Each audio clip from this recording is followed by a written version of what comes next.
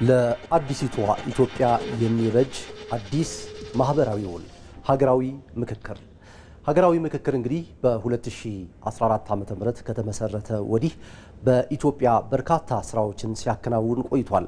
በተለይ ደግሞ በሀገር ውስጥ በተለያዩ የኢትዮጵያ አካባቢዎችና በባህር ማዶ የኢትዮጵያውያን የሚገኙበት ላይ በተለያዩ በተከማቹ በሀገራችን ላይ የሚገኙ ለዘመናት ተከማችተው የነበሩ ቅራኔዎችን ለመፍታት በርካታ ውይይቶችን ሲያደርግ ቆይቷል።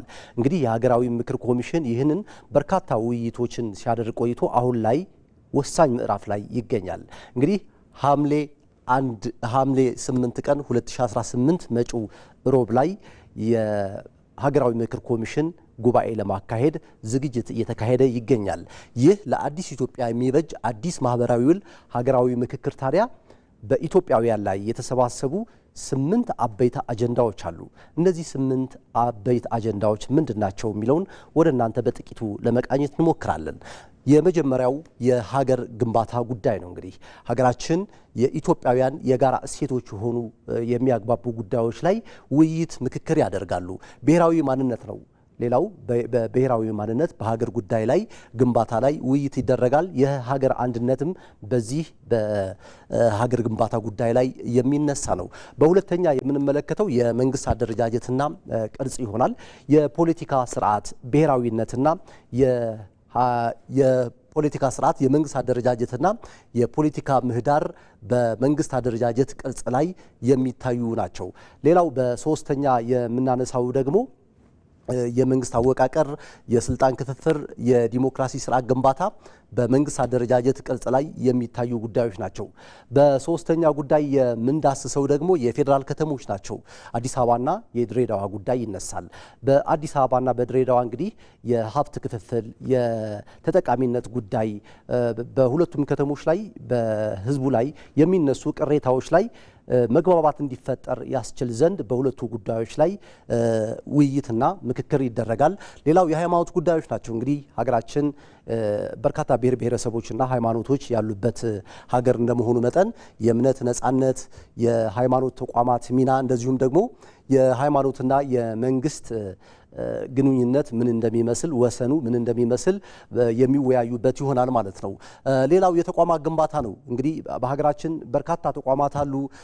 የህግ የበላይነት ለማረጋገጥ የሰብአዊ መብት ጉዳዮች ላይ ተቋማት ጠንካራ እንዲሆኑና በተለይ ደግሞ ዜጎች በጠንካራ ተቋማት ላይ የሚኖራቸውን የአስተዳደር ስርዓት ላይ ውይይትና ምክክር ያደርጋሉ። ማህበራዊና ኢኮኖሚ ጉዳዮች ይነሳል። በተለይ ደግሞ የኑሮ ውድነት ሁኔታ፣ የአርሶ አደሩ ተጠቃሚነት ሁኔታ፣ የኢኮኖሚ ተጠቃሚነትና ፍትሐዊ የሀብት ክፍፍልን፣ ማህበራዊ ጉዳዮች፣ ዜጎች የሚያነሷቸው መልካም አስተዳደር ጉዳዮች ላይ እዚህ ላይ በደንብ የሚመክሩበትና የሚወያዩበት ይሆናል። ሙስናና መልካም አስተዳደር ነው። የመልካም አስተዳደር እጦት አለ። የሙስና አደገኝነትና የሚወሰዱ እርምጃዎች ላይ ደግሞ በርካታ ውይይት የሚደረጉበት ነው። የሰላም ግንባታ ሌላኛው ይነሳል። የሀገሪቱን ዘላቂ ሰላም እንዲሰፍን ባልተግባባንባቸው ጉዳዮች ላይ እንድንግባባ የግጭት አፈታት ዘዴዎችን ተጠቅሞ በተለይ ደግሞ የእርቀ ሰላም ሂደቶችና የሰላም ግንባታ ስልቶች ከሀገሩ ውጭም እንደዚሁም በሀገር ውስጥ የሚደረጉ ሀገር በቀል የሽምግልናና የእርቅ ስነ ስርዓቶችን ተጠቅሞ ሀገራችን ኢትዮጵያ ዳግም የማንጋጭበት አንድ ላይ ሆነን በሀገራችን ዘላቂ ብሔራዊ ጥቅም ላይ የምንወያይበት የምንመክርበት ተስፋ የተጣለበት ነው ሀገራዊ ምክክር። በዚህ ርዕሰ ጉዳይ ላይ የዛሬ የዳጉ ቀጥታ ስርጭታችን ትኩረት እናደርጋለን። እንግዳ ይዘናል። ከእንግዳችን ጋር ቆይታ እናደርጋለን። ካፍታ ቆይታ በኋላ ተመልሰን እንገናኛለን።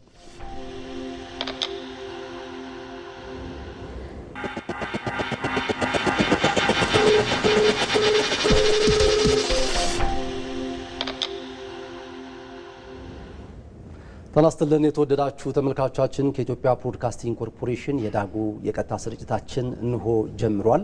ቀደም ሲል መግቢያ ላይ ወደ እናንተ እንዳስተዋወቅኩት እንግዲህ የሀገራዊ ምክክር ኮሚሽን ከተመሰረተበት 2014 ጀምሮ እስከ ዛሬ የመጣባቸው ሂደት አለ። እንግዲህ ከሂደት ወደ ወሳኝ የሀገራዊ ጉባኤ ምክክር ለማካሄድ ዋዜማ ላይ ወሳኝ ምዕራፍ ላይ እንገኛለን። ይህ ዋዜማ ላይ የምንገኝበት ደግሞ ኢትዮጵያውያን ለዘመናት የተከማቹ ጉዳዮች፣ ቅሬታዎች፣ ግጭቶችን ዘላቂ ለመፍታት ቀጠሮ ይዘዋል። ይህ ቀጠሮ ደግሞ መጪው ሮብ ነው። በዚህ ጉዳይ ላይ ቆይታ የምናደርግ ይሆናል። እንግዳ ይዘናል።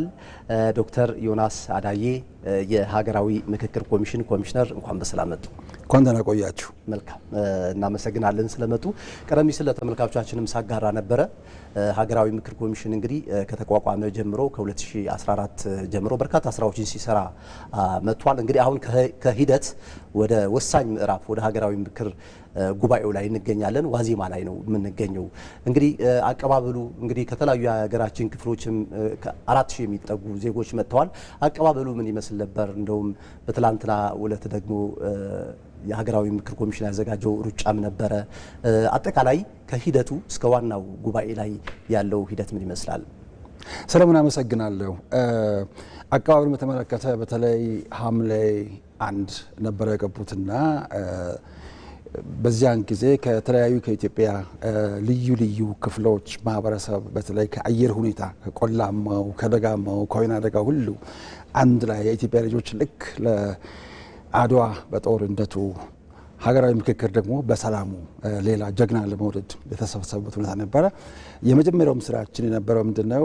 የተለያዩ አየር ሁኔታዎች ስላሉ ከዚህ የተነሳ አንዳንድ ሰዎች ምናልባት የትንፋሽ እጥረት እንዳያጋጥማቸው፣ የጤና እክል እንዳያጋጥማቸው ከአዲስ አበባ መስተዳድር ጋር በመሆን ከተማዋን የራሳቸው ከተማ ናት፣ አፍሪካ ፖለቲካ ዋና ከተማ ናት፣ የዓለም አቀፍ ሶስተኛዋ ከጄኔቫና ኒውዮርክ ቀጥሎ አዲስ አበባ ነዝራትና የራሳቸውን ከተማ እንዲያዩ ከከተማ መስተዳድር ጋር በሚገባ ራሳቸውን አክሊማታይዝ እንዲያደርጉ እንዲለማመዱ። ምክንያቱም የውይይት የምክክሩ ክፍል ነው ከተማውን መልመድ፣ የከተማውን አየር እርስ በርስ ደግሞ መተዋወቅ፣ ከተለያዩ ቦታዎች የመጡ የተለያዩ አለባበሶች፣ ሃይማኖቶች፣ አመለካከቶች፣ አመጋገቦች ሁሉ ስለሚለያዩ እነዚህ ያለው የበለጠ እርስ በርስ በመነጋገር እንዲተዋወቁ የምክክሩ እንደ ቅድሚያ የተሰጠው እሱ ነበረ።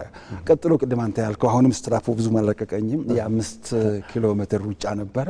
በሩጫውም ላይ እጅግ የሚገርም በእውነት ከ20 ሺህ በላይ የሆኑ ኢትዮጵያውያን የተሳተፉበት መስቀል አደባባይ ጀምሮ ደራምቤ፣ ከዚያ ናሽናል ቲያትር፣ ከዚያ ለገሃር መጨረሻ ተመልሰን 5 ኪሎን አጠናቀን ወደ መስቀል አደባባይ የገባንበት። በዚያን ጊዜ ህዝቡ ሲያሰማ የነበረው መፈክር ነበር። ሰላም፣ ሀገራችን ሰላም፣ ጦርነት አንሻም፣ በእንግሊዝኛም ዎር ኖ ሞር እንደዚህ ያሉ ወጣቶቹ እንዳንተ አይነቶቹ ኦፍኮርስ አይነት ጎልማሶቹም ደግሞ ወጣትነት ውስጣችን ያለው እንጂ እና አድማጭ ተመልካችም እንደሚያውቀው ማለት ነው። ስለዚህ ባጭሩ እጅግ የተሟሟቀ እጅግ በጣም በጉጉት የሚጠበቀው ደርሶ እያንዳንዱ ሰው የራሱን ለማበርከት የሚያደርገውን ዝግጅት ታያለ። ስለዚህ ከአቀባበሉ ጀምሮ እስከ ሩጫው ድረስ ያለው ትናንት ማታ ደግሞ ከኢትዮጵያ ውጭ የነበሩ ኢትዮጵያውያን ዳያስፖራዎችን አቀባበል ያደረግንበት ነበረ። ከዚያ ደግሞ እንደዚሁም ቅዳሜ ዕለት ቅድመ ምክክር ምን ይመስላል፣ ምክክራችን ሂደቱ ምን ይመስላል፣ የግሩፕ አከፋፈሉ ምን ይመስላል፣ የሀሳብ አቀራረብ ምንድን ነው፣ ምክንያት መር የሆነ አነጋገር ሲባል ምን ማለት ነው፣ በስሜት ሳይሆን በስሌት፣ በስሜት ሳይሆን በጥበብና በእውቀት፣ አንዳንድ ጊዜ ደግሞ ችግሮች ሲፈጠሩ እንዴት ነው የምንፈታቸው? እነዚህን በተመለከቱ ደግሞ ታላላቅ ሊቃውንት በተለይ በህብረተሰብ ሳይንስ የተካኑ እዚያው ለነሱ የተለያዩ ኢንፎርሜሽኖችን ወይም መረጃዎችን እየሰጧቸው እያዘጋጇቸው ነበር እስካሁን ድረስ። ስለዚህ እንደ ቅድመ ዝግጅት ወይም እንደ ቅድመ ምክክር የተደረገበት ሁኔታዎች ናቸው ያሉት። ቅድም አንተ በጥሩ ቋንቋ እንደገለጽከው ከተነገ ወዲያ የሚካሄደው ወይም ደግሞ ሐምሌ 8 2018 ዓ.ም የሚካሄደው ሮብት የሚካሄደው ታላቁን የታሪክ የመስራት ወይም ደግሞ አዲስ ማህበራዊ ውል የሚጀመርበት የኢትዮጵያን ከፍታ እንደገና የሚያሳይ ሌላ አዲስ ታሪክ የሚሰራበትን ሀገራዊ ምክክር ጉባኤ እየጠበቅን እንገኛለን። ህዝባችን ተዘጋጅቶ ነው ያለው። በአጭሩ ይሄን ይመስላል። መልካም። እስኪ ሂደቱን እናንሳ። እንግዲህ ከመጀመሪያው ጀምሮ በተለያዩ ወረዳዎች በኢትዮጵያ የተለያዩ ክልሎችና ከባህር ማዶም የማወያየት ሁኔታ ነበረ። አጀንዳ ማሰባሰብ ሂደት ነበረ። አጀንዳው የተቀረጹበት ሁኔታዎች ነበሩና መጨረሻ ላይ አጀንዳዎችም ይፋ የተደረጉበት ሁኔታ ነበረ። ለማካተት ሁሉም የኢትዮጵያ ህዝብ ለማካተትና ፍትሐዊ የሆነ ነገር ለመስራት የተካሄደበት ሂደት ምን ይመስል ነበረ? አሁን ወሳኝ ምዕራፍ ላይ ስለምንገኝ እውነት ነው ሂደቱ ውጣ ውረድ የበዛበት ሂደቱ ኢትዮጵያ ውስጥ የግጭት አውድ የነበረበት ግጭት አለ ተብሎ ደግሞ ምክክር መካሄድ የማይቀር ስለሆነ የዓለማቱ የአገራቱ ሁሉ ኤክስፒሪየንሶች እንዳሳዩን ኮሎምቢያ ሄደን በአይናችን ያየ ነው። በዛ በኩል ፋርክና መንግስት ይዋጋል፣ በዚህ በኩል ደግሞ ምክክር ይካሄዳል። እንዴት አድርገን እናስቆሙ ብቻ ሳይሆን በዘላቂነት ይህንን ችግር ፈተን ዳግም ንጹህ አየር ሰላም አየር እንተንፍስ የሚል አካሄድ። ኢትዮጵያ ውስጥም እንደዛ ችግሮች ነበሩ። በተመሳሳይ ደግሞ ታላላቅ ተስፋዎች ነበሩ። ወደ የክልሉ ስንሄድ ህዝባችን ምንድን ነው የሚለው? ለምን እስካሁን ድረስ ቆያችሁ? ምክንያቱም ለኢትዮጵያ ፍቱን መድኃኒት ሀገራዊ ምክክር ነው፣ ስንመካከር ነው። የዛሬ 70 ዓመት መጀመር ነበረበት፣ የዛሬ 60 ዓመት መጀመር ነበረበት። ግን ለማንኛውም ስለመጣችሁ እጅግ ደስ ብሎናል ብለው ሲጀምሩ የግጭት ነጋዴዎችም ግጭት አትራፊዎች ደግሞ ከግጭቱ ትርፍ የሚያገኙት ደግሞ እንዳይካሄድም በሀሳብ ደረጃ በቃላት ደረጃ በግጭት በድርጊት ደረጃም እንደዚህ እንቅፋቶችም ነበሩ። እነዚህን ሁሉ አልፈን ከፈጣሪ ጋር ከህዝባችን ጋር በተለይ ከናንተ ከሚዲያ ጋር በየቦታው በጣም አስታውሳለሁ። አንድ ጊዜ አሶሳ ጫፍ ላይ ሆኜ ከኢቢሲ ተደውሎ የተናገርኩ ነበር። አንዴ ደግሞ አለታ ወንዶስ አካባቢ እንደዛ ሆኜ ከዛ ስናገር ከአፋር እንደዚሁ በየጊዜው ከጎናችን ነበራችሁ። የሁላችሁ ህብረት ለዚህ ዋዜማ አብቅቶናልና ለሁላችሁም ክብር ምስጋና ይገባችኋል። መልካም ዶክተር፣ እንግዲህ የኢትዮጵያውያን መጻኢ ዕድል የሚወሰንበት ነው ይህ የሀገራዊ ምክክር ጉባኤ።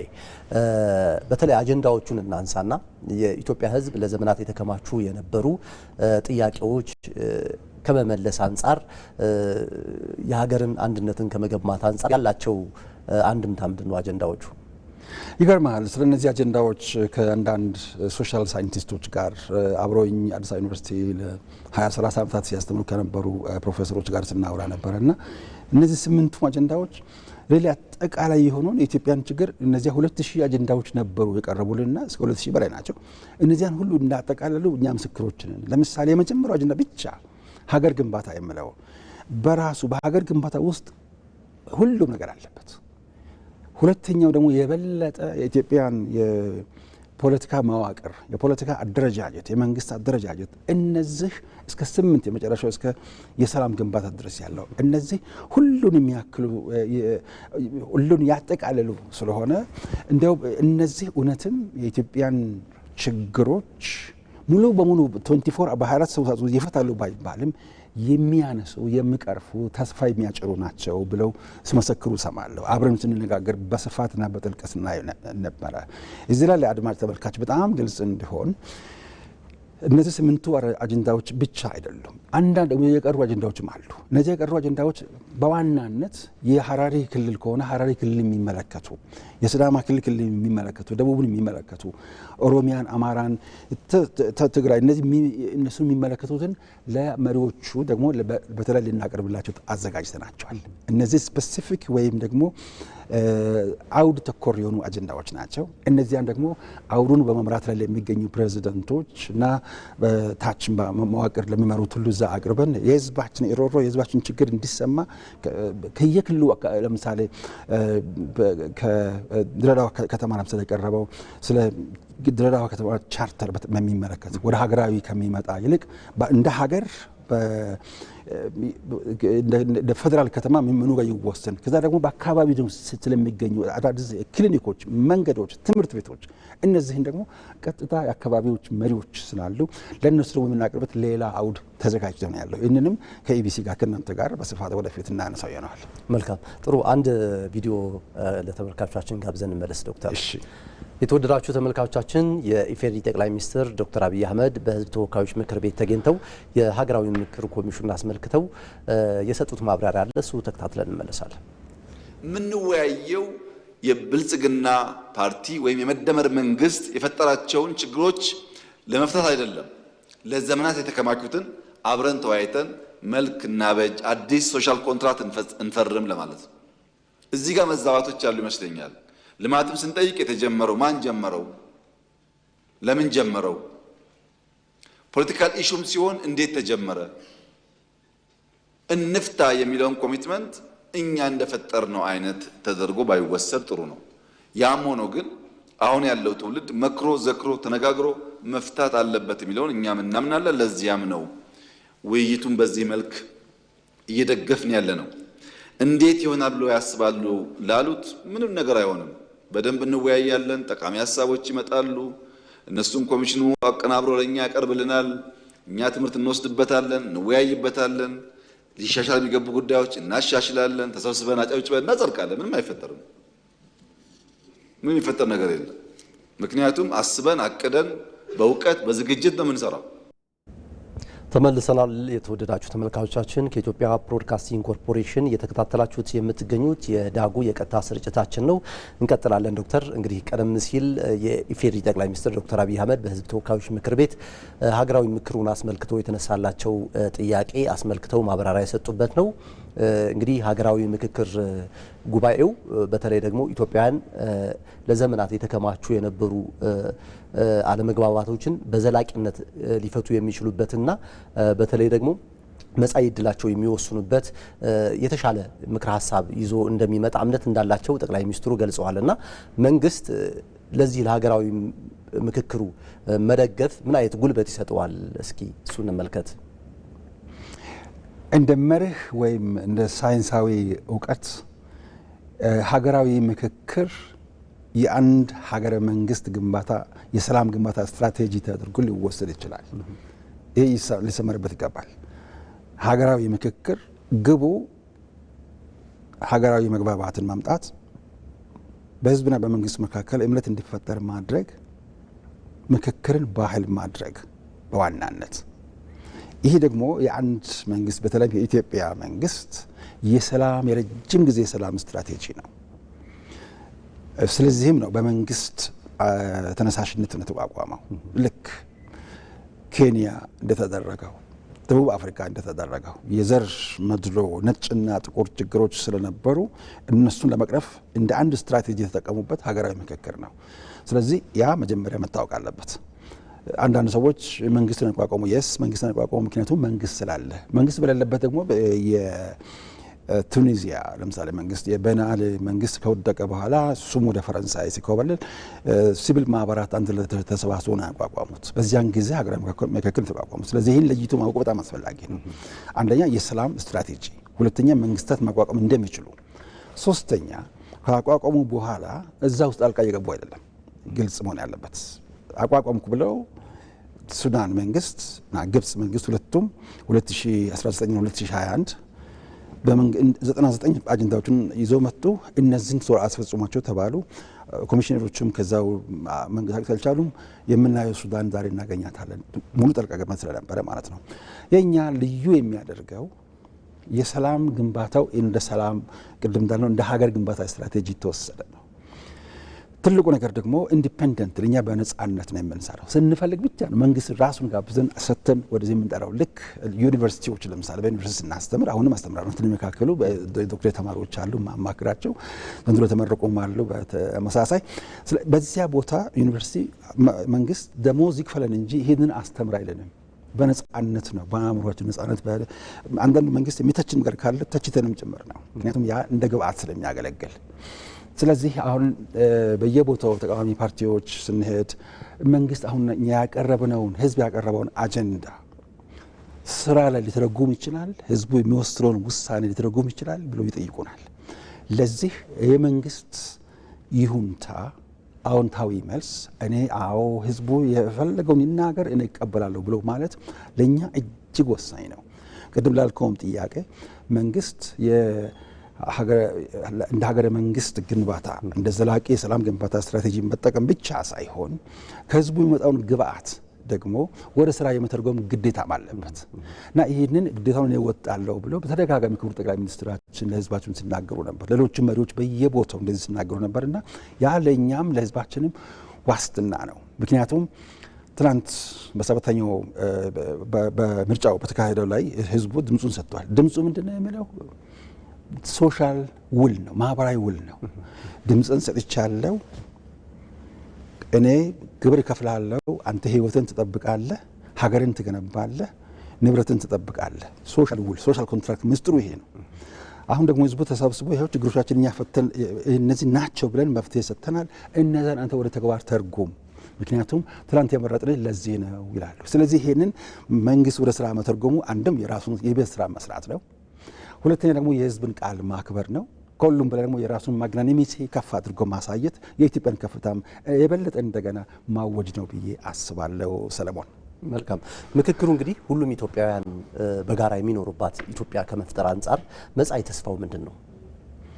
መጻኢ ተስፋው ቅድም በተዘዋዋሪ መንገድ እንደነካካ ነው። በኢትዮጵያ ውስጥ በእውነት ሰላም ባህል ሆኖ ማየት ነው ትልቁ።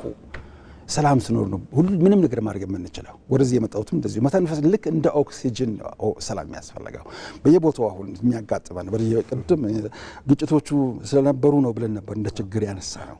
ስለዚህ ችግሮችን መወገድ ግጭቶችን መወገድ ነው እንደ ተስፋ የምናየው። ሰላም ካለ የውስጥ አንድነታችን ከተጠናከረ አሁን የኢትዮጵያ ታላቅ ጥያቄ አጀንዳ ሆኖ ያለውን የባህር በር ጥያቄ እንደ አንድ ኢትዮጵያውያን ተነስተን መጠየቅ እንችላለን። የውስጥ አንድነት ለውጭ ፖሊሲያችን ወሳኝ ነው። ስለዚህ ለውስጥ አንድነት ደግሞ መመካከር ምሰሶ ወይም ደግሞ መሰረተ ድንጋይ ነው። ስለዚህ ተስፋው አንደኛ በኢትዮጵያ ውስጥ ሰላምን በሰላማዊ መንገድ ማምጣት ባህል ይሆናል። ሁለተኛ ቅድም ያልነው በኢትዮጵያ ውስጥ ሀገራዊ መግባባት ይኖራል። የሚገርምህ በአድዋ ጊዜ እኮ ሰዎች ከቦረና ጫፍ እስከ እንጦጦ ያን እንጦጦ ነው የሚባለው እስከዚህ ድረስ እኮ አንዱ ሌላ ቦታ እንኳን አይችልም አያውቁትም እኮ አንዱ ሌላው ያሳደረ የተንከባከበው እኮ ነው እዚህ የመጣው። አሁን ጠላትነቱ ያ የተፈጠረው ሪሊ ከፖለቲካ ከትርክት ስህተት የተነሳ አንዳንድ ፖለቲካ ችግሮች ስለነበሩ እነዚያን መቅረፊያ መንገዱ ደግሞ ሀገራዊ ምክክር ነው። ስለዚህ ያ መተማመን ተፈጥሮ ማየት ነው ግቡ። ወይም ደግሞ ቅድም ያልከው ምንድን የምንጠብቀው ከዚህ ላልከው በአጭሩ ሰላምን በሰላማዊ መንገድ ማምጣትን ባህል ማድረግ፣ ምክክርን ባህል ማድረግ፣ ከሁሉም በላይ ደግሞ በኢትዮጵያ ውስጥ መተማመን ከአንዱ ቦታ ወደ ሌላ በትራንስፖርት ለመሄድ ሰዎች የሚቸገሩበት መንገድ መቆም አለበት። ስለዚህ ለዚህ ማቆሚያ መንገድ ደግሞ ሰው ራሱ ሰላም ያስፈልገኛል ርቦኛል ብሎ ሲያስቆመው መንግስት ስላወጀ ወይም መከላከያ ስለገባ ወይም ኮማንድ ፖስት ስላለ አይደለም። እያንዳንዱ ሰው የኮማንድ ፖስት አዛዥ መሆን አለበት። እያንዳንዱ ህብረተሰብ ሰላሙ የኔ ነው ብለው በጫካም የነበሩ ወንድሞቻችን ምናልባት ጥያቄዎች ካሉ ዘመለስበታለሁ በስልክ ምትነጋገር መጨረሻ ላይ መጥተው እነሱም ይኸው አጀንዳዎቻቸውን ሰጥተው ከኛ ጋር ተወካዮቻቸውን መርጠው አሁን ለምክክር ተዘጋጅተው ነው ያሉት። ስለዚህ እነዚህ ሁሉ ተመካክሮ የሚፈጥሯት ሰላማዊት ኢትዮጵያ፣ ሰላምን በሰላማዊ መንገድ ማምጣትን ባህል ያደረገች ኢትዮጵያ፣ የኢትዮጵያ ፖለቲካን ባህል አሸናፊ ሁሉን የሚወስድበት ወይም የዜሮ ድምር ጨዋታ ያለበት ሳይሆን ሁሉም ኢትዮጵያዊ እፎይ ሀገሬ ነው ብለው እያንዳንዱ ኢትዮጵያዊ በብሔራዊ ማንነት የምትላለች ቅድም በአጀንዳችን ውስጥ እኔ ኢትዮጵያዊ ነኝ። ይሄንን ማርቲን ሉተር ኪንግ ጁኒየር የሚለው ኢትስ ማይ ካንትሪ፣ ሁሉም ጥቁሩም፣ ባሪያውም፣ ነጩም፣ ፕሮቴስታንቱም፣ ኦርቶዶክሱም፣ ካቶሊኩም፣ ሙስሊሙም this is my country ማለት አለበት ይላል ስለ አሜሪካ የዛሬ 67 ዓመት ሲናገር እና this is my country ማለት እንድችል እያንዳንዱ ከሼል በመውጣት ለእኔ ማትጠቀም ኢትዮጵያ መኖር የለባትም የሚለው አስተሳሰብ ቀርቶ ኢትዮጵያ ታስፈልገኛለች ለእኛ ብቻ ሳይሆን ለመላው ዓለም። ምክንያቱም የኢትዮጵያ ሰላም የመላው ዓለም ሰላም ነውና በሰላም ጥናት መሰረት ምክንያቱም ሰላም ስለማይከፋፈል ከዚህ የሚሄደው ሬፊጂ ወይም ቴሮሪዝም ጭምር መዋጊያ አንዱ መንገድ ሁሉንም አገር ሰላማዊ ማድረግ ነው። አንዱ ጋር ያንተ ጎረቤት እሳት ላይ ሆኖ አንተ ሰላም ሊኖር አይችልም። ስለዚህ የኢትዮጵያ ሰላም የዓለምም ሰላም ስለሆነ ሰላማዊ ኢትዮጵያ መፍጠር ነው፣ ለሌሎች ተምሳሌት መሆን ነው። በራስ እውቀት በሀገር በቀል እውቀት ሰላምን በመገንባት እንደገና ሌላ አዲስ አድዋን መስራት ነው። መልካም። መጨረሻ ላይ በተወሰነ መልኩ አንስተውታልና በደንብ አፍታተን ብንመለከተው ብዬ ነው። ምናልባት ግጭቶችን በሰላማዊ መንገድ ከመፍታት አንጻር ነፍጥ አንግበው የሚታገሉ ኃይሎች ደግሞ ወደ ጠረጴዛ መጥተው የሚመካከሩበትና የሚወያዩበት አዲስ የፖለቲካ ባህል በኢትዮጵያ ከመፍጠር አንጻር ምክክሩ ምን አይነት መሰረት እየጣለ ይገኛል? ሰለሞን፣ መሰረታዊ ጥያቄ ነው። ምንም እንኳን ቅድም የተነካካ ቢሆንም በጣም አስፈላጊ ጥያቄ ነው። ምክንያቱም በአንዳንድ ሀገሮች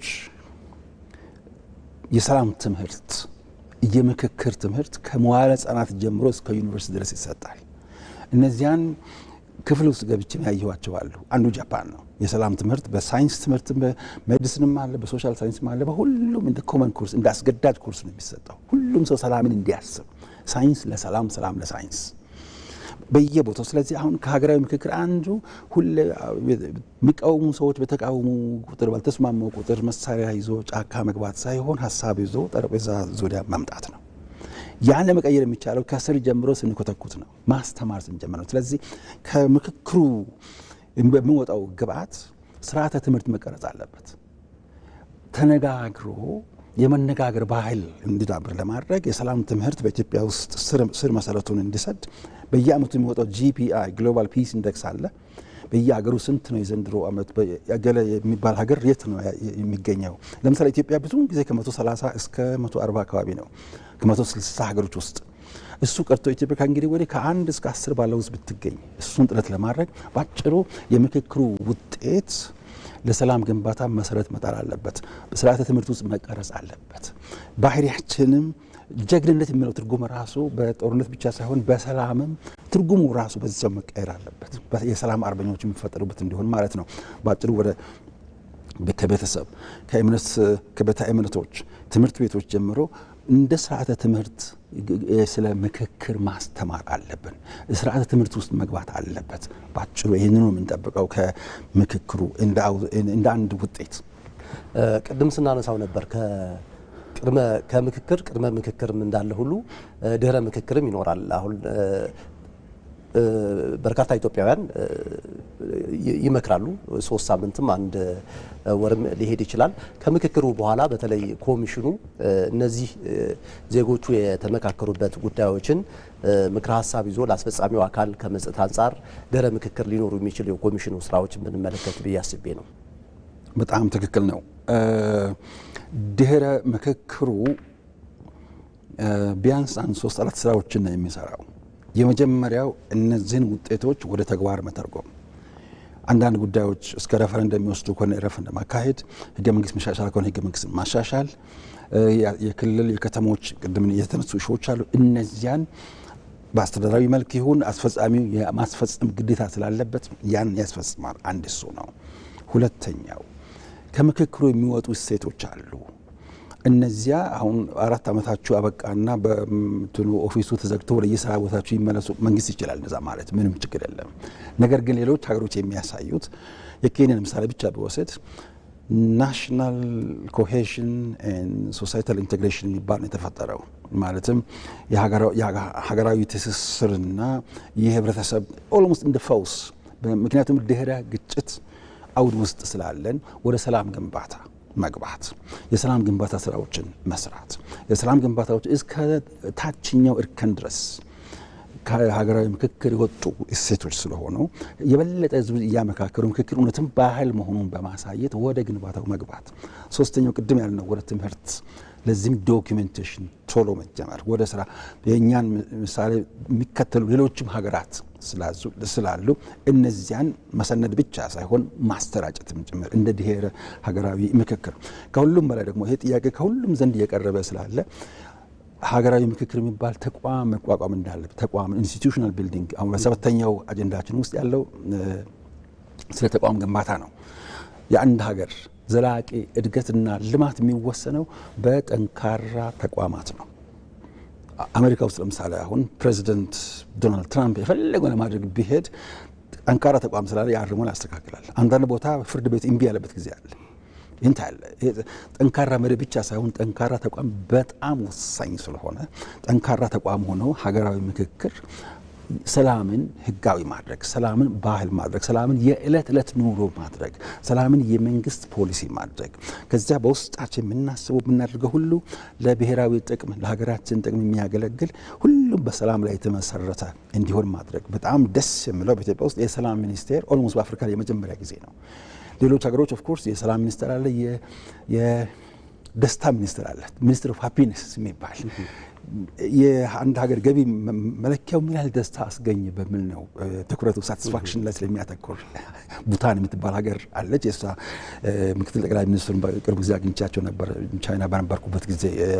ኢንተር ካልቸራል ዳያሎግ ኢንተር ሲቪላይዜሽን ዳያሎግ ላይ እዛ ሳቀርብ እዛ ደስ ብሏቸው መተን ስንነጋገር ነበረ እና እዛቸው ሚኒስትር ኦፍ ሃፒነስ በሀገራቸው እንዳቋቋሙ የዴፑቲ ፕራይም ሚኒስትር ናቸው እና በሀገራችን ደግሞ ምክክር እንደ ተቋም ስርዓት ትምህርቶቹም ተበጅቶለት በኢትዮጵያ ውስጥ እነዚህ ያሉ መቃቀሮች ዳግመኛ እንዳይከሰቱ ለማድረግ የማያቋርጥ ስራ ኮሚሽነሮቹ ላይ ኖሩ ይችላሉ። ኮሚሽኑ ግን መቀጠል አለበት። እናንተ መቀጠል አለባችሁ። ስለዚህ እነዚህ ናቸው እንደ ድሄረ ሀገራዊ ምክክር ኮሚሽን ስራ ብለን የምናስባቸው። ሰለሞን መሰረታዊ በሆኑ ጉዳዮች ላይ እንግዲህ ዘላቂ የሆነ መግባባት እንዲኖር ለብሔራዊ ጥቅም ዜጎች እንዲቆሙ ምን መደረግ አለበት ይላሉ ከተመካካሪዎች?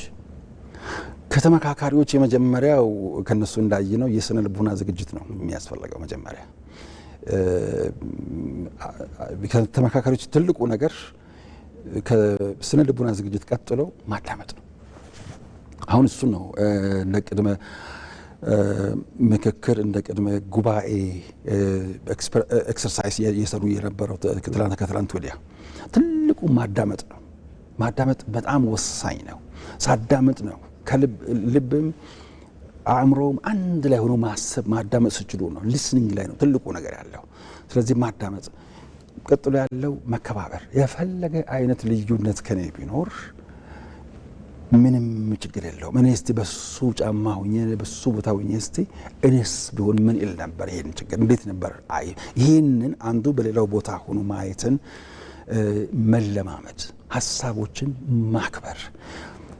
ከዚህ ጋር ተያያዙ የአሰራር መመሪያዎችን አዘጋጅተናል። ይህንን በየግድግዳው ለጥፈን እያስተማርንም እንገኛለን። ወደ ምክክር ከመጋባቱ በፊት መደረግ ስላለባቸው ብለን እንደ ቅድመ ጥንቃቄ እነዚህን በደንብ አድርገን እያሰራጭና እያሰረጽን ያለ ነው። ስለዚህ እነዚህን ተክነው ነው ወደ ምክክሩ መግባት ያለበት እያንዳንዱ ተመካካሪ። ለዚህም ደግሞ አመቻቾች፣ አወያዮች አሉ።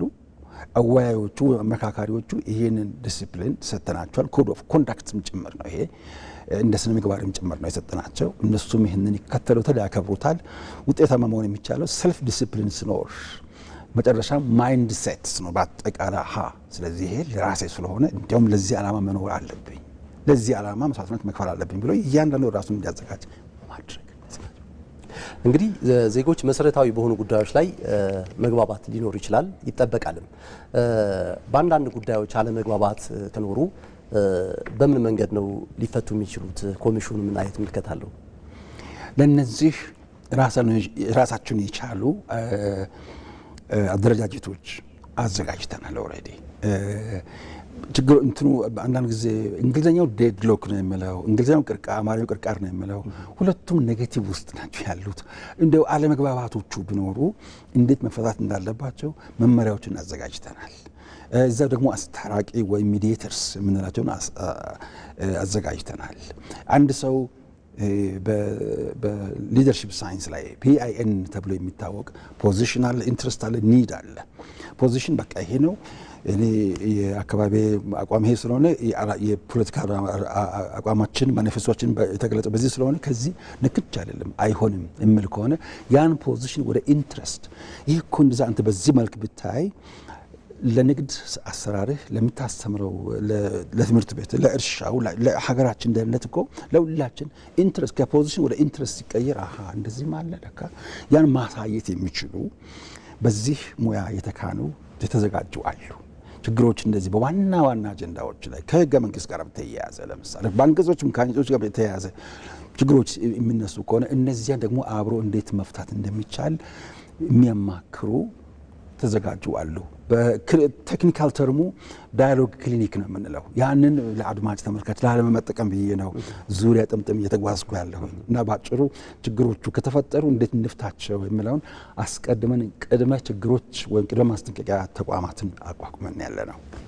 እንግዲህ ኢትዮጵያውያን አዲስ ማህበራዊ ውል የሚያስሩበት ይህ ታላቅ ሀገራዊ ምክክር እውን እንዲሆን በርካታ ባለድርሻ አካላት አሉ። ኮሚሽኑም እንዳለ ሆኖ አስፈጻሚው መንግስት አካል አለ፣ ተመካካሪዎች አለ፣ ሲቪክ ማህበራት አሉ፣ የሃይማኖት አባቶች አሉ፣ ሀገር ሽማግሌዎች አሉ፣ በርካታ ባለድርሻ አካላት አሉና እውን እንዲሆን ይህ ምክክር ከማን ምን ይጠበቃል የሚለውን በመጨረሻ እናንሳ። አመሰግናለሁ። በጣም እግዚአብሔር ይስጥልኝ። በእውነት አመሰግናለሁ። አሁንም ፈጣሪ ይስጥልኝ። ከማን ምን ይጠበቃል? ይህንን አዲስ የፖለቲካ ባህል በኢትዮጵያ ውስጥ በእውነት ተነጋግሮ ችግሮችን መፍታት ባህል ማለት ነው። ምክንያቱም ቅድም እንዳልነው የጀግንነት መለኪያው መፈተሻው ሚዛኑ መግደል፣ ማጥፋት፣ ማዋረድ ጦርነት ነው። ያ ተቀይሮ የጀግንነት ትርጉሙ ራሱ በጣም ከሚያስቸግሩትም ጋር አብሮ መኖር፣ መነጋገር መቻል፣ በፍጹም በማይታሰብበትም ቦታ ሰላምን ማምጣት መቻል። ጋንዲ በአንድ ንግግሩ ጦርነትን መፍጠር ቀላል ነው ከሰላም ከመፍጠር ጋር ሲወዳደር። በእርግጥ በጣም እልህ ይጠይቃል፣ ዝግጅት ይጠይቃል፣ ቴክኖሎጂ ይጠይቃል። ነገር ግን ሰላም ከዚያ በላይ ይጠይቃል። ምክንያቱም ጦርነት የአእምሮ ካልኩሌሽን ነው። ስትራቴጂውን የትኛው ቦታ መያዝ እንዳለብህ፣ ምን አይነት መሳሪያ መያዝ እንዳለብህ። ሰላም ግን የልብ ዝግጅት ነው፣ ውስጥም ጭምር ነው። እነዚህ ሶስት እቾች ሃንድ፣ ሄድ፣ ሃርት፣ እነዚህ ሶስቱ አንድ ላይ ካልሆኑ ሰላም ለመምጣት ስለሚያስቸግር ለዚህ ታላቅ ስራ እያንዳንዱ ኢትዮጵያዊ ካስፈለገም እስከ መስዋዕትነት ድረስ መዘጋጀት አለበት። ምክንያቱም እያንዳንዱ ሰው የሚኖርለት ዓላማ እንዲኖረው ያስፈልጋል፣ የሚሞትለትም ዓላማ እንዲኖረው ያስፈልጋል። ለሰላም መኖርም መሞትም ጀግንነት ነው ብዬ አስባለሁ፣ አዲሱ ትርጉማችን። ስለዚህ የመጀመሪያው ማይንድ ሴት አስተሳሰባችንን ማስተካከል። ለዚህ ከማን ምን ይጠበቃል አልከው። የመጀመሪያው ምንም አይነት ውሳኔ ከዚህ ምክክር ይምጣ መልካም እስከሆነ ድረስ ለሀገሬ ጠቃሚ እስከሆነ ድረስ ለብሔራዊ ጥቅማችን የብሔራዊ ጥቅማችን የማይደራደር ከሆነ ወደ ስራ ይተረጉማለሁ ብለው ሁሉም መዘጋጀት አለበት። አንዱ እሱ ነው። መቼም ቋንቋ ግልጽ ነው ብዬ አስባለሁ። ሁለተኛ ለዚህ ሂደት እስካሁን ድረስ ከልብ ሲደግፉን ከጎናችን ቆሞ የነበሩ አሁንም ቆሞ ያሉ ተቃዋሚ ፓርቲዎች፣ የመንግስት መሪዎች፣ ሚዲያዎች፣ ሲቪል ማህበራት፣ መላው ኢትዮጵያ ሕዝብ የበለጠ ደግሞ ለዚህ ስኬት መተባበር አለበት። አሁን 4000 በእርግጥ እስከ 5 እና 6 ሺህ ሊደርስ ይችላል። ከአጃቢዎች አብሮ ከነበሩት ሁሉም አንድ ላይ ሲቆጠሩ ይህንን አሁን አዲስ አበባ ከተማ እያስተናገደ ነው ያለው። ለዚህ መጀመሪያ ሀገራዊ ምክክር ኮሚሽን እውቅና ሰጥቷል። አሁንም እውቅና እንሰጣለን፣ አክብሮት አለን። በጣም እጅግ በጣም እናደንቃቸዋለን፣ አመራሩን እናደንቃለን። አሁንም የበለጠ ህዝባችንን አንዳች ችግር እስከ መጨረሻው ድረስ በጸጥታው፣ በደህንነቱ፣ በጽዳቱ፣ በምግቡ፣ በጤናው፣ በማናቸው በሚያስፈልገው ሁሉ ከጎናችን እንደቆመ ሁሉ ያንኑ እንዲቀጥልና እንፈልጋለን። በመጨረሻ አእምሮን የሚገዛ አካልን ይገዛል። አካልን የሚቆጣጠር መላው ሰውነትን፣ መላው ሀገርን ይቆጣጠራል። ሚዲያ አእምሮን የመግዛት ኃይል አለው። ሚዲያ ትልቁን አሳንሶ ማሳየት ይችላል፣ ትንሹን ትልቅ አድርጎ ማሳየት ይችላል። ስለዚህ ሚዲያ የሀገራዊ ምክክር ፍጹማዊ የሆነ ፍቱን መድኃኒትነቱን ለህዝባችን በተደጋጋሚ ማሳየት አለበት። በተለይ ኢቢሲ ከፍተኛ ስራ የአንበሳውን ድርሻ ተቀብሎ እየሰራ ይገኛል። ሌሎቹ ሚዲያዎች በጣም እየሰሩ ያሉት። አሁን ግን ወሳኝ ወቅት ስለሆነ አንዳንድ ጊዜ ፌክ ኒውስ ሁሉ ሊሰራጩ ስለሚችሉ፣ ዲስኢንፎርሜሽን ሊኖር ስለሚችል እነዚያን ሁሉ በመቋቋም በመመከትም ደረጃ ኢቢሲ ከጎናችን መቆም አለበት። ይህን ኦፍ ኮርስ ለአመራሮቹ ማስቀድመን ተናግረናል፣ ትሬኒንግም ሰጥተናል። የሚመለከታል በተለይ በሚዲያ ሶስታችን አለን። ትናንትና በፓርላማ ይህን ጉዳይ ተነጋግረን አቋም ይዘናልና በዚህ ጉዳይ ላይ የእናንተ ግንባር ቀደም ተሳትፎ አሁንም በፊትም ጀግኖች ነበራችሁ፣ አሁን የበለጠ ጀግኖች ያስብላችኋል። ስለዚህ ሁላችንም አዲስ ጀግኖችን በመፍጠር ሂደት ላይ ስላለን በጀግንነት በተጠንቀቅ እንቆም። አመሰግናለሁ። ጥሩ ሀሳብ ነው ያነሱት። ግን አንድ መነሳት አለበት ብዬ ያሰብኩት ነጥብ አለና እሱን ላንሳ። ዋና ኮሚሽነሩ ቅድመ ምክክር ከተወያዮች ጋር በነበራቸው ቆይታ ገለጻ ሲያደርጉ ነበርና አሁንም ኮሚሽኑ ክፍት እንደሆነ ያልተወከሉ አካላት እንዲወከሉ ታጣቂ ኃይሎችም በጫካ ያሉ የሚወክላቸው አካል እንዲሰጡ እንዲወከሉ አሁንም ጥሪ ሲያቀርቡ ነበረና ምናልባት እንግዲህ ለምክክር የሚረፍድ ጊዜ የለም ተብሎ ይታሰባል። አሁንም ያልተወከሉ ሰዎች ወደ ምክክሩ እንዲመጡ ኮሚሽኑ ምን አይነት ግንዛቤ ነው ያለው? ምን አይነት መልእክት ያስተላልፋል? በፊትም በተደጋጋሚ እዚህ ከእናንተም ጋር በጣም ቅርብ ጊዜ ደግሞ ስለ ሀገር ፕሮግራም ላይ ምን ጊዜም እኛ ሁለት እጆቻችን ዘርግተን የጠበቅናቸው ነው ያለ ነው። አብዛኞቹ ተፎካካሪዎች፣ አብዛኞቹ ደግሞ ተቃዋሚዎች ጫካ ውስጥም የነበሩ ወንድሞቻችን ገብተዋል እኮ ለምክክሩም በአካል ቅድም አንስቻለሁ፣ በአካል ይገኛሉ፣ አጀንዳዎቻቸውን ሰጥተዋል። ለቀሩትም እንዲመጡ ዛሬ እንመጣለን ካሉ ካሉበትም ቦታ አጀንዳ እንልካለን ብለው ካሉ እኛ ዝግጁ ነን። በሩ ክፍት ነው። እውነት ነው። እንግዲህ በመጨረሻ ለመጪው ሮብ የኢትዮጵያ ሕዝብ ምክክሩን እንዲደግፍ ምን አይነት ጥሪ ያስተላልፋሉ? እድሉን ልስጦት። እንግዲህ ቅድም ያስተላለፍኩት ጥሪ እዛ ላይ ነበር። ዛሬም እንግዲህ ሁላችንም በጀግንነት በተጠንቀቅ እንቆም ያልኩት ለዛ ነው። ለዚህ ነው የተለየ ጊዜ አዘጋጅተው በጸሎትም በዱዓም በሚችለው ሁሉ ለዚህ ስኬት ከያሉበት ድጋፋቸውን እንዲገልጹ እና በተለይ ተደጋጋሚ የተናገርኩት ሚዲያዎች ሶሻል ሚዲያ ምክንያቱም በተለያዩ መንገዶች ኢትዮጵያ የምታደርገውን ስራ ለማደናቀፍ ሙከራ ተደርገዋል። አሁን የመጨረሻው ሙከራ ሀገራዊ ምክክር ላይ ስለሚሆን ይህን በተመለከተ ሚዲያዎች ደግሞ በተለይ ሶሻል ሚዲያዎች፣ ሜይንስትሪም ሚዲያዎች እናንተም ውሸት ዜናዎች እንዳይተላለፉ እነዚያም በጥንቃቄ መጠበቅ እንዳለብን ጭምር ቅድም አደራ ብዬ ነበር። ስለዚህ አሁንም በተደጋጋሚ ሳልደክም ለመላው ኢትዮጵያ ሕዝብ አደራ ማለት የሚፈልገው ታሪካችን አዲስ ጥፋት ላይ ይገኛል። ሌላ አዲስ ታሪክ እየሰራን ያለ ነው። ስለዚህ በጋራ ታሪካችን እንደገና ሰርተን ሌላ ዳግማዊ አድዋን ለመላው አፍሪካ ብቻ ሳይሆን ለመላው ዓለም እናሳይ። ለዚህም ከእያንዳንዳችን የሚፈለገው ከጸሎት እስከ እያንዳንዱ አስተዋጽኦ ድረስ በሰላሙ ጥበቃ ላይ ለተሰማሩ በተለይ ከተለያዩ ሴኩሪቲ ተቋማት ጋር ባደረግነው ስምምነት ህዝባችን በየቦታ አዲስ ነገር ከተከሰተ ምንም የሚያደናቅፍ ነገር እንዳይኖር የተለመደ ትብብራቸውን እንዲያደርጉ በታላቅ ፍቅርና ትህትና እጠይቃለሁ። አመሰግናለሁ። መልካም ዶክተር ዮናስ አዳዬ ለሰጡን ማብራሪያና እዚህ ስቱዲዮአችንም ስለመጡ እጅግ እናመሰግናለን። እኔ በጣም አመሰግናለሁ። መልካም የተወደዳችሁ ተመልካቾቻችን ከኢትዮጵያ ብሮድካስቲንግ ኮርፖሬሽን የዳጉ የቀጥታ ስርጭታችን የተከታተላችሁትን ይመስል ነበር። ውይይቱን በማወያየት እኔ ሰለሞን ንጉስ አብሬያችሁ ቆይቻለሁ። ጤና ይስጥልኝ።